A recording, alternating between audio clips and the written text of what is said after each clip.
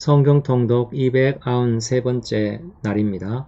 오늘도 주님께서 주실 은혜를 소망하며 함께 진리와 생명의 말씀 앞으로 나아가겠습니다. 잠깐 기도하겠습니다.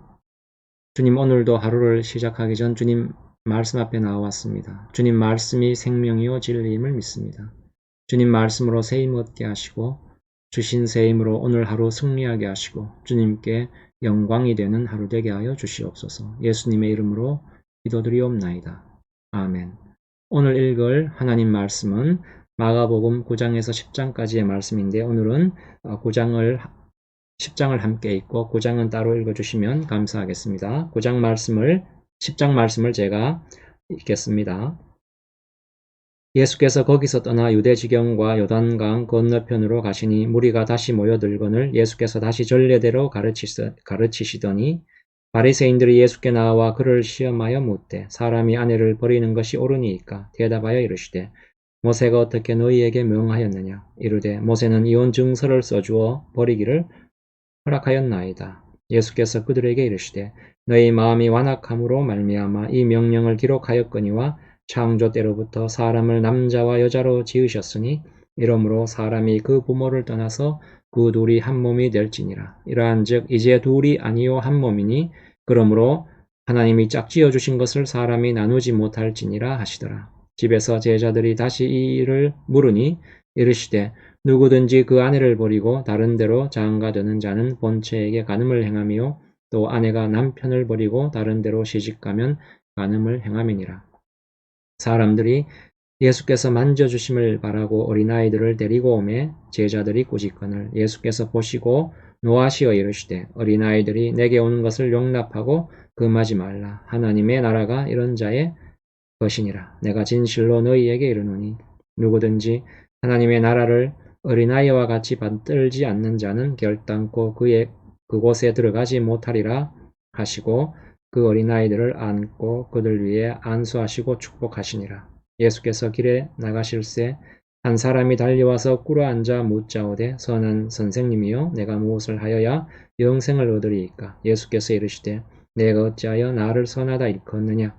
하나님 한 분 외에는 선한 이가 없느니라. 내가 계명을 안 하니 살인하지 말라, 간음하지 말라, 도둑질하지 말라, 거짓 증언하지 말라, 속여 빼앗지 말라, 내 부모를 공경하라 하였느니라. 그가 여짜오되 선생님이여 이것은 내가 어려서부터 다 지켰나이다. 예수께서 그를 보시고 사랑하사 이르시되 내게 아직도 한 가지 부족한 것이 있으니 가서 내게 있는 것을 다 팔아 가난한 자들에게 주라. 그리하면 하늘에서 보화가 내게 있으리라. 그리고 와서 나를 따르라 하시니 그 사람은 재물이 많은 고로 이 말씀으로 인하여 슬픈 기색을 띠고 근심하며 가니라. 예수께서 둘러보시고 제자들에게 이르시되 재물이 있는 자는 하나님의 나라에 들어가기가 심히 어렵도다 하시니 제자들이 그 말씀에 놀라는지라.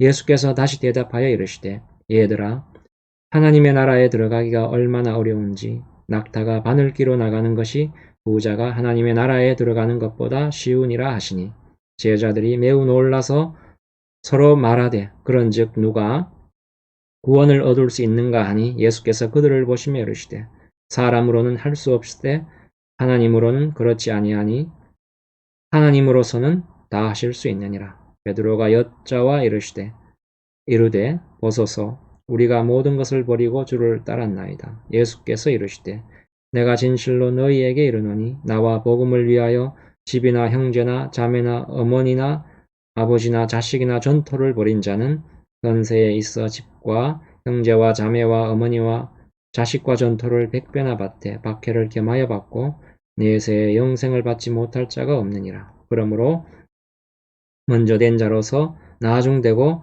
나중 된 자로서 먼저 될 자가 많으니라. 예루살렘으로 올라가는 길에 예수께서 그들 앞에 서서 가시는데 그들이 놀라고 따르는 자들은 두려워하더라. 이에 다시 12 제자를 데리시고 자기가 당할 일을 말씀하여 이르시되 보라 우리가 예루살렘에 올라가노니 인자가 대제사장들과 서기관들에게 넘겨짐에 그들이 죽이기로 결의하고 이방인들에게 넘겨주겠고 그들은 능욕하며 침뱉으며 채찍질하고 죽일 것이나 그는 3일 만에 살아나리라 하시니라. 세베대의 아들 야고보와 요한이 주께 나와 여짜오되 선생님이여 무엇이든지 우리가 구하는 바를 우리에게 하여 주시기를 원하옵나이다. 이르시되 너희에게 무엇을 하여 주기를 원하느냐 여짜오되 주의 영광 중에서 우리를 하나는 주의 우편에 하나는 좌편에 앉게 하여 주옵소서. 예수께서 이르시되 너희는 너희가 구하는 것을 알지 못하는도다. 내가 마시는 잔을 너희가 마실 수 있으며 내가 받는 세례를 너희가 받을 수 있느냐. 그들이 말하되 할 수 있나이다. 예수께서 이르시되 너희는 내가 마시는 잔을 마시며 내가 받는 세례를 받으려니와 내 좌우편에 앉는 것은 내가 줄 것이 아니라 누구를 위하여 준비되었든지 그들이 얻을 것이니라. 이를 제자가 듣고 야고보와 요한에 대하여 화를 내거늘 예수께서 불러다가 이르시되 이방인의 집권자들이 그들을 임의로 주관하고 그 고관들이 그들에게 권세를 부리는 줄을 너희가 알거니와 너희 중에는 그렇지 않을지니 너희 중에 누구든지 크고자 하는 자는 너희를 섬기는 자가 되고 너희 중에 누구든지 으뜸이 되고자 하는 자는 모든 사람들의 종이 되어야 하리라. 인자가 온 것은 섬김을 받으려 함이 아니라 도리어 섬기려 하고 자기 목숨을 많은 사람의 대속물로 주려 함이니라.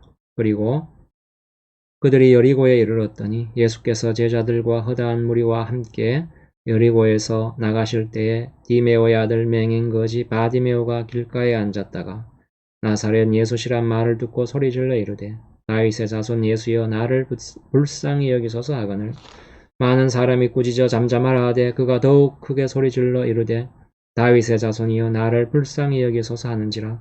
예수께서 머물러 서서 그를 부르라 하시니 그들이 그 맹인을 부르며 이르되 안심하고 일어나라. 그가 너를 부르신 다음에 맹인이 겉옷을 내버리고 뛰어 일어나 예수께 나아오거늘 예수께서 말씀하여 이르시되 내게 무엇을 하여 주기를 원하느냐. 맹인이 이르되 선생님이여 보기를 원하나이다. 예수께서 이르시되 가라 내 믿음이 너를 구원하였느니라 하시니 그가 곧 보게 되어 예수를 길에서 따르니라. 아멘. 오늘 함께 나누어 볼 말씀은 우리가 잘 아는 10장 25절에 낙타가 바늘기로 나가는 것이 부자가 하나님 나라에 들어가는 것보다 쉽다라는 말씀입니다. 재물이 많은 어떤 사람이 예수님께 찾아와서 어떻게 해야 영생을 얻을 수 있습니까? 라고 질문하는데 이 질문이야말로 가장 깊고 가장 고상한 질문이지요. 이런 질문을 하자 예수님이 뭐라고 대답하셨냐 하면 네가 계명을 알고 있지 않느냐? 다 알면서 뭘 새삼 묻느냐? 살인하지 말라, 간음하지 말라, 도둑질하지 말라 이러이러한 계명들을 지키면 될 것 아니냐라고 반문합니다. 그러자 재물이 많은 사람이 그것은 내가 어려서 다 지켰습니다 라고 합니다. 그러자 예수님께서 그러면 너의 소유를 다 팔아서 가난한 자들을 주고 너는 나를 따르라 이렇게 말씀하시죠. 이 말을 듣고는 재물이 많은 사람은 결국 이 명령을 따를 수 없어서 매우 근심하고 돌아갔다고 이렇게 기록되어 있습니다. 이 일에 대하여 예수님께서 거의 정죄의 말씀을 마지막에 선포하시죠.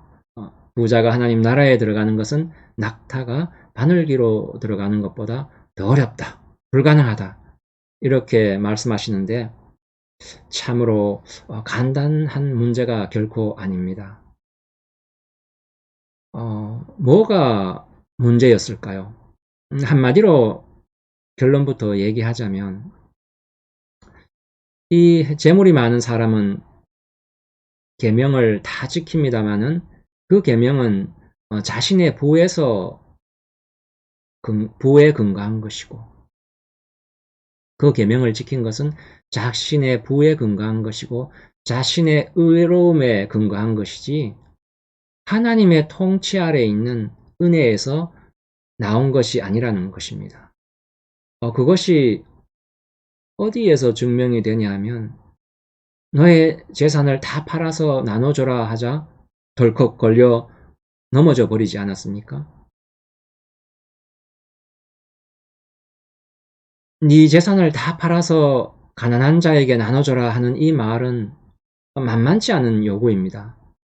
이 요구를 실천하는 것이 어렵다는 것을 말하고자 하는 것이 아니라 여기서는 그 요구가 말하는 그 내용이 어려운 것입니다. 그리고 그 내용을 우리가 이 말씀을 통하여 알아야 되는 것이죠. 그 내용이 과연 무엇인지 한번 나누어 보고자 합니다. 먼저 왜 이 재물이 많은 자는 네가 가진 재물 다 팔아서 가난한 자에게 주어라 라는 말에 덜컥 걸려 넘어졌는지 한번 나누어 보지요. 아까 읽은 10장 25절 낙타가 바늘기로 나가는 것이 부자가 하나님 나라에 들어가는 것보다 쉬우니라. 이 말씀 들으면 참 놀랍기도 하고 얼떨떨 하기도 하지요. 그런데 이 말씀을 듣고 우리보다 더 얼떨떨해하고 놀라는 사람이 있습니다. 이 말씀을 듣고 우리보다 더 놀라는 사람이 있는데 그게 누구죠? 예수님의 제자들이죠. 예수님의 제자들이 놀랍니다. 그 당시에는 부라는 것은 하나님이 함께 하신다는 증거였습니다. 자기가 의롭다는 증표였던 거죠. 즉, 이 부자는 어떤 스스로 생각하기에도 어떤 떳떳함이나 자부심이 있었던 것 같습니다. 영생을 입에 올릴 자격이 있다 생각했던 것 같습니다. 스스로에 대해서 말이죠. 우리 바리새인과 세리 이야기 잘 아시죠? 성전에서 바리새인은 이렇게 기도하죠. 나는 저 죄인 세리와 같지 않습니다. 저는 하루에 3번씩 기도하고 금식합니다. 이렇게 기도하지 않습니까? 그러나 세리는 어떻게 합니까? 자기의 죄를 용서해 달라는 말조차 꺼낼 수 없어 가슴만 치지 않습니까? 그런데 지금 재물이 많은 사람은 자기 스스로 영생을 입에 올릴 만하다고 생각하는 것이지요. 어쨌거나 예수님은 당시에 어떤 사람으로 알려졌냐면 불치의 병을 고치고 귀신을 쫓아내고 하는 기적을 행하는 하나님의 사람으로 알려져 있었습니다. 하나님의 뜻을 선포하는 하나님의 사자로 그 소문이 유대 땅 일대에 자자했던 사람이었던 거죠. 예수님께서. 지금 이 부자도 예수님에 대한 이러한 소문을 익히 들어 알고 있었을 것입니다. 유명한 누군가에게 나아가 가장 중요하고 절실한 문제에 대해 질문한다는 것은 참으로 쉽지 않지요. 어떤 면에서는 질문하러 나간다는 그 자체 안에 자신감도 숨어 있는 겁니다. 자신 스스로에 대해 어느 정도 자신이 있지 않으면 어렵지요. 물어보러 가기가. 보통 우리가 생각하기에도 어떻습니까? 자기가 남에게 내보이고 싶은 것이 있으면 곧바로 대놓고 얘기 못하니까 은근히 질문도 던져보고 해서 이야기도 붙이고 해서 하는데, 그러나 그 결국은 뭡니까? 나는 이 정도 되는 사람이다 라고 은근히 자랑하는 경우가 많지 않습니까? 지금 부자가 바로 그런 경우라고 볼 수 있습니다. 없는 사람은 어떻습니까? 시도조차 생각조차 못 해보는 게 이게 참 현실이지요. 그런데 이 부자는 자신이 있죠. 이 부자는 자신이 있습니다. 영생에 대한 질문을 던지는데 자신이 있어 보입니다. 그걸 어디서 아느냐 하면 이 사람이 부자일 뿐만 아니라 이러저러한 계명도 지켰다고 자부하거든요. 그것도 어릴 때부터 그랬다고 자부하고 있습니다. 부자는 재물이 많은 사람은 아마도 하나님의 사람으로 알려진 예수께 나와 영생에 대해 물어볼 수 있는 자격을 가진 자라고 스스로 생각했을 뿐만 아니라 자기는 이만한 부도 쌓고 이러저러한 계명도 지켰으니 영생에 대해 물을 자격이 있을 뿐만 아니라 영생을 얻을 자격도 있을 것이라 생각했음이 분명해 보입니다.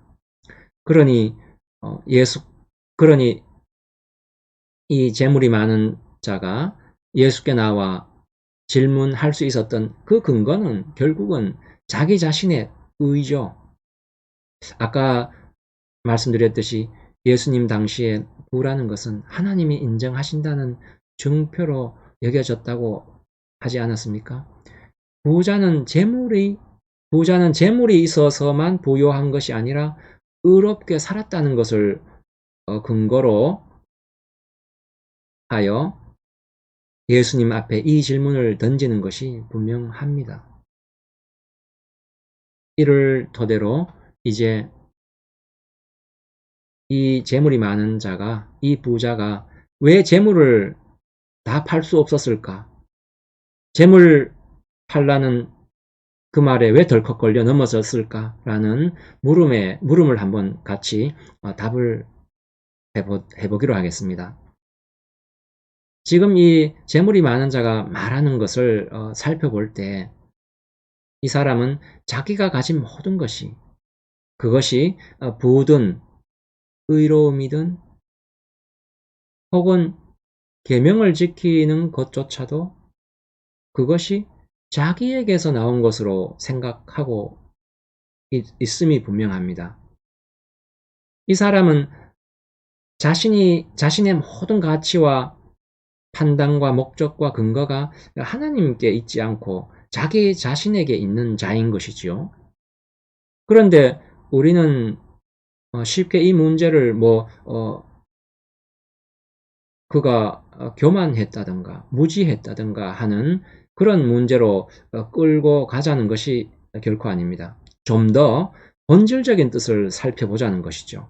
좀 더 본질적인 문제에 대한 답을 얻기 위해 로마서 4장 13절 이하를 참고해 보아야 됩니다. 로마서 4장 13절 이하를 보면 우리가 잘 아는 이런 내용이 나옵니다. 아브라함은 모든 믿는 자의 조상이라는 것을 쭉 설명하고 나서 그 결론으로 아브라함이 믿음의 조상이 된 것은 아브라함의 믿음 덕분이 아니라 하나님이 무에서 유를 창조하시는 분이어서 그렇다고 결론을 냅니다. 그 17절, 4장 17절을 마지막 절을 결론이 되는 로마서 4장 17절을 제가 한번 천천히 읽어보겠습니다. 기록된 바 내가 너를 많은 민족의 조상으로 세웠다 하심과 같으니 그가 믿은 바 그러니까 아브라함이 믿은 바 하나님은 죽은 자를 살리시며 없는 것을 있는 것으로 부르시는 이신이라 이렇게 말씀하고 있는데 여기서 중요한 것은 아브라함의 믿음이 아니라 아브라함이 자신의 믿음을 바친 대상 그게 누굽니까? 하나님이죠. 그 하나님은 죽은 자를 살리시며 없는 것을 있는 것으로 부르시는 분이라는 것입니다. 아브라함의 믿음의 대상인 하나님은 죽음을 생명으로 살리는 분이시며 있는 것을 없는 것으로 부르시는 분, 없는 것을 있는 것으로 부르시는 분, 그러니까 무에서 유를 창조하시는 하나님이라는 것이죠. 믿음을 만들어낸 것은 아브라함이 아니라 하나님이 아브라함에게는 없던 믿음을 창조해 만들어내신 분이라는 것입니다. 하나님이 생명을 아브라함에게 만들어 주었다는 것이죠. 아브라함에게는 없던 것을 만들어 주었다는 것입니다. 지금 예수님께서 재물이 많은 자에게 네 재물 다 팔아 가난한 자에게 나누어 주라는 얘기는 이런 겁니다. 네가 가진 부가, 네가 가진 의가, 네가 네가 가진 자랑이, 너에게서 나오는, 네가 가진 부가, 네가 가진 의가, 네가 가진 자랑이, 너에게서 나오는 것들이 너에게 영생을 줄 수 있을 것이라고 생각하느냐? 네가 생각하는 영생을 얻는 근거가 뭐냐고 묻는 것입니다. 네가 가진 부냐? 네가 가진 힘이냐? 네가 가진 오름이냐? 네가 가진 의냐? 그런 것들이 영생을 만들어내는 근거냐? 이렇게 묻는 거죠. 좀 전에 본 로마서 말씀으로 얘기하자면 영생이란 우리가 가진 의나 자격이나 어떤 무기들, 그런 것들에 근거하고 있는 것이 아니라 죽은 자를 살리시고 없는 것을 있는 것으로 부르시고 무에서 유를 창조하는 하나님에 근거하고 있어야 된다, 그 말입니다. 너에게서 나온 것이 아니라 하나님에게서 나오는 것만이 진짜 부요함이다, 영생이다, 거룩함이다, 이거죠. 그러니 네가 가진 것 다 털어놓고 내버려 놓고 아무 아쉬움 없이 나를 따라올 수 있느냐? 이렇게 묻는 것입니다. 네가 가진 것, 네가 가진 재산이나 의나 자격, 이런 무기들, 그죠? 세상을 살아가는 데 필요한 무기들이 너로 하여금 계명을 지키게 했고 영생에 대해서 궁금하게 한 것이지 하나님으로부터 말미암은 것은 아니라는 지적입니다. 그러니 네가 너의 의로움의 근거로 삼고 있는 네가 가진 모든 것 다 팔고 다 내려놓고 다시 나와 계명을 논하고 다시 영생에 대해서 논해보자, 이겁니다. 그런데 부자는 못하겠다는 거죠. 그래서 뭐가 드러납니까? 부자가 믿는 신은 재물이었고 자기의 능력이었고 자기가 가지고 있는 세상이 알아주는 어떤 무기들이었던 것이 드러난 것이죠. 우리도 다 이런 무기 하나쯤 가지고 싶어 하지 않습니까? 우리 믿음의 내용을 가만히 깊이 들여다보면 이런 무기 하나쯤 가지기 위해서 하나님을 믿고 있음이 자신도 모르게 자기 믿음 안에 숨어 있는 경우가 참으로 많습니다. 어쨌든 부자가 스스로 든든하다고 믿는 것으로 영생을 얻을 가능성이 없다는 거죠. 낙타가 바늘길을 지나는 것보다 더 어렵다는 것이죠. 그런데 재물을 팔아서 가난한 자에게 나누어 주라는 이 말은 무슨 뜻인지 한번 살펴보겠습니다. 그 전에 죽은 자를 살리시고 없는 것을 있는 것으로 부르시고 무에서 유를 창조하시는 하나님을 믿는다는 것은 무슨 뜻인지 한번 알아보겠습니다. 고린도후서 8장 9절에 가면 이런 말씀이 나옵니다. 우리 주 예수 그리스도의 은혜를 너희가 알거니와 부요하신 이로서 너희를 위하여 가난하게 되심은 그의 가난함으로 말미암아 너희를 부요하게 하려 하심이라. 이렇게 말씀하는데 우리를 부요하게 하기 위하여 하나님이 가난해지셨다는 것이죠. 예수님의 가난해지심은 어떤 것이겠습니까? 재물이나 부, 이런 것을 말하는 것은 아님이 당연하겠죠. 그런 것은 아닐 것입니다. 오늘 재물이 많은 사람이 등장했지만 너의 재물을, 너의 재산을 팔아라고 하지만 여기서 말하는 이러한 것들은 다만 재물의 부의 문제만은 아닌 것이죠. 부자는 가난에 대하여 책임을 져야 된다, 도와줘야 된다, 그런 단순한 얘기가 아닙니다. 훨씬 더 깊은 내용을 담고 있습니다. 예수 그리스도께서는 어떤 분이시냐 하면 예수 그리스도께서는 하나님이시죠. 하나님으로서 성자 하나님으로서 부족함이 없는 분입니다. 부족함이 없다는 것은 너무 이렇게 소극적인 표현이죠. 그것보다는 오히려 예수님께서는 충만하신 분입니다. 부요하신 분입니다. 무한하신 분이시죠. 그러나 우리를 부요케 하기 위해 예수님 당신이 가난하게 되십니다. 그때 가난하게 되심은 그가 예수님이 인간으로 우리를 찾아오신 것을 말합니다. 예수님께서 재물이 많은 자에게 묻기를 네가 이러이러한 계명을 지켰느냐라고 묻습니다. 그러자 부자가 뭐라고 말합니까? 했습니다 하죠. 그러자 예수님이 네가 했다면 가난한 자 곁에 가 있느냐라고 묻는 것입니다. 필요한 자 곁에 가 있느냐? 네 것을 팔아서. 예수 그리스도께서 그리하신 것처럼 스스로 부요한 부자라는 네가 아무것도 없는 가난한 자에게서 무언가 만들어내고 있느냐? 하나님이 아무것도 없던 아브라함에게서 믿음이라는 것을 만들어내듯이 너는 가난한 자에게서 무언가 만들어내고 있느냐? 이 말이죠.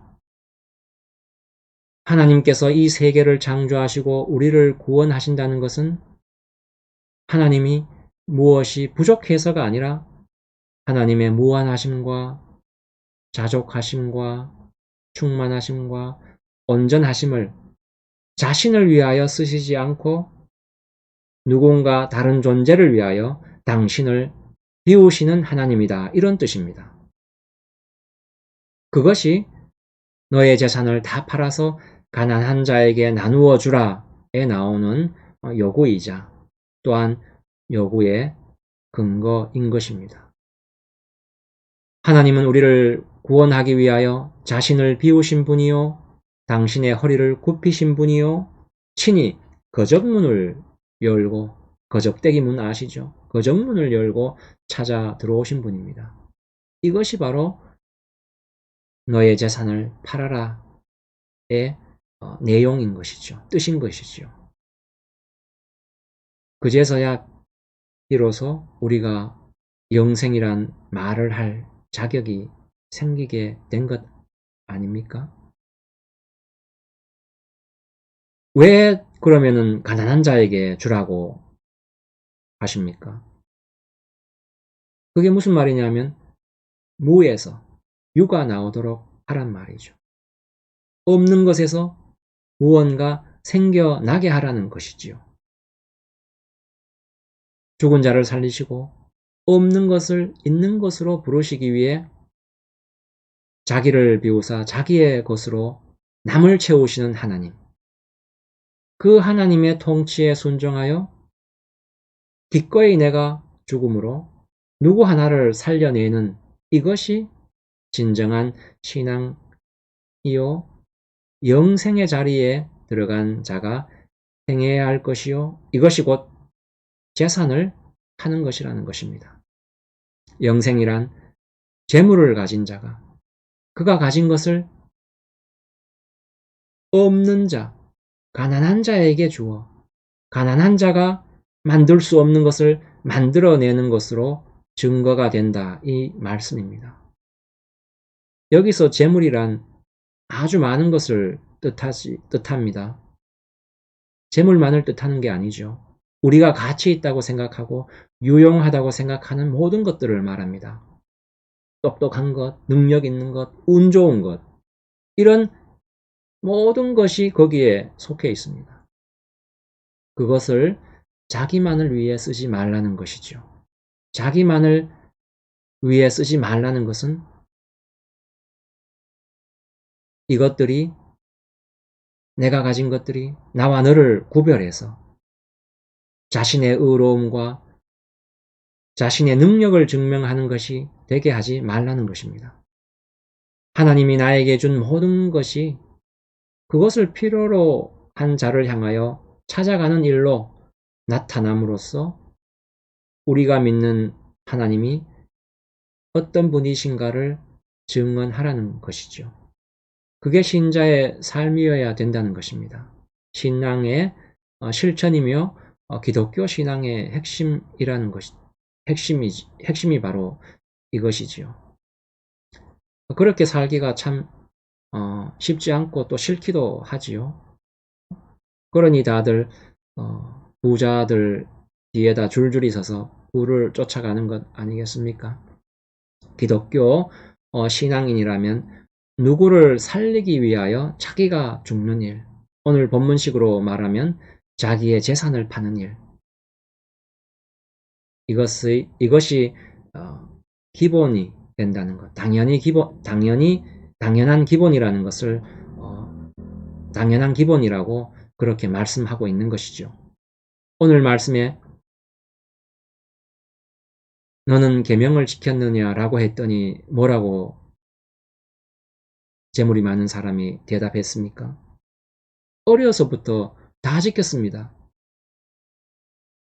그렇게 대답했죠. 우리는 언제부터 예수를 믿었습니까? 어려서부터입니다. 어려서부터 믿었거나 아니면 믿은 지 오래됐죠. 그래서 오늘 말씀이 우리에게 묻습니다. 그러냐? 오래됐냐? 그러면 예수님이 너를 위하여 죽었다는 말이 무슨 말인지 아느냐? 이렇게 묻고 있습니다. 우리는 전도도 하고 말씀도 읽고 기도도 하고 해서 가진 것이 많지만 내가 죽진 못하죠. 내가 죽지 않죠. 재물이 많은 자는 지금 자기가 가진 자기의 정당함과 자랑들을 근거로 영생을 얻고자 나왔다면 주님이 말씀하시는 것은 너의 그런 것 다 버리고 영생은 하나님이 주시고 하나님만이 주실 수 있는 것이요. 우리 인간은 만들어내지 못하는 것이요. 은혜에 속한 것이라는 것을 알아야 한다. 그렇게 말씀하시는 것입니다. 하나님은 하나님께 속한 것을 우리에게 주기 위해 주님이 당신의 부요함을 다 비우시고 우리가 어떤 모양을 하고 있던 우리를 모두 다 껴안으셨죠. 그래서 은혜입니다. 우리는 다 껴안기 어렵죠. 누군가의 게으름과 그의 무지와 고집과 변덕을 껴안기가 어렵습니다. 주님은 자기를 다 비우고 하신 일인데 우리는 주님처럼 그렇게 할 수 있을까요? 못하지요. 그러니까 기도해야죠. 그러니까 울 수밖에 없는 거죠. 그래서 예수를 믿는 게 뭔지를 처음으로 돌아가 확인해야 되는 것 아니겠습니까? 내가 어떻게 구원받았는가를, 예수님께서 나를 위하여 오시고 죽으셨다는 게 무엇인가를 다시 한번 확인해 봐야 되지요. 자주 확인을 못해서 그렇지 사실 우리 모두가 이것을 아는 자들입니다. 그래서 우리는 모두 낙타들인데 바늘귀를 통과한 낙타들입니다. 은혜지요. 우리 능력으로는 통과 못합니다. 하나님이 하신 것이지요. 이 은혜 확인해보는 오늘 하루 되시기를 소망합니다. 기도하시겠습니다. 하나님, 우리를 자녀로 삼아주심을 감사합니다. 하나님을 아버지라 부르는 것만으로 우리에게는 더 이상 아무 다른 필요가 없음을 고백합니다. 그럼에도 여전히 하나님보다 더 필요로 하는 것이 많은 우리를 용서하시고 우리로 하나님만으로 만족하는 자 되게 하여 주시옵소서.